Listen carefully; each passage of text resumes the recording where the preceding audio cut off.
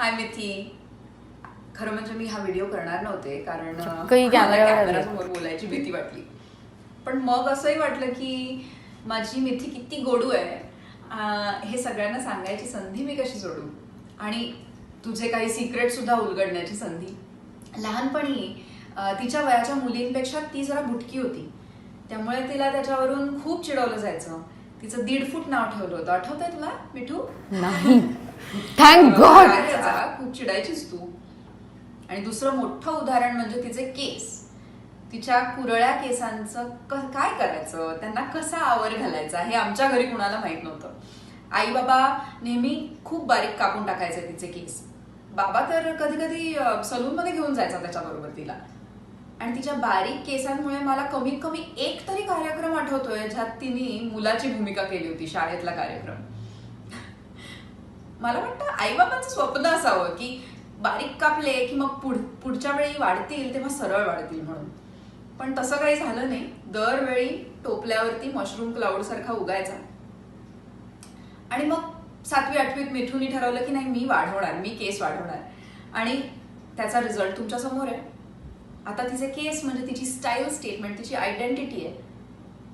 अगदी कधी तिने सरळ केले तर तिचे फॅन्स हळहळतात. तर अशा या सो कॉल्ड क्रेझी केसांनी निराश न होता उलट तू जग जिंकलंयस मिठू.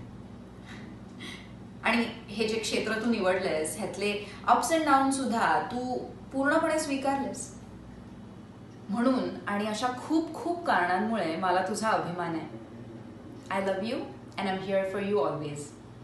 माझ्या लिटल मिथीला कोणीतरी माझ्याकडून मोठी मिठी मारावर. बाय. So sweet. ती कधीच कॅमेरावर येत नाही.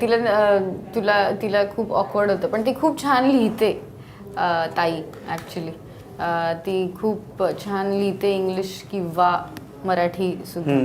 त्यामुळे I am so happy. Thank you for getting her on camera. मी कधीच करू शकले नसते. नाही, बऱ्याच लोकांना असं पहिल्यांदाच कळलं की मिथिलाला बहीण आहे.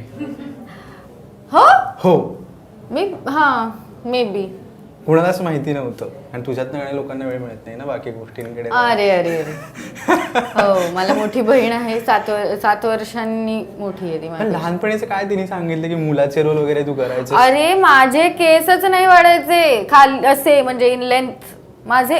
ती म्हणाली तसेच असे डोक्यावर वाढायचे लाईक अ बुश. सो आम्ही म्हणजे it was an experiment to get my hair to grow like this, like a girl's hair.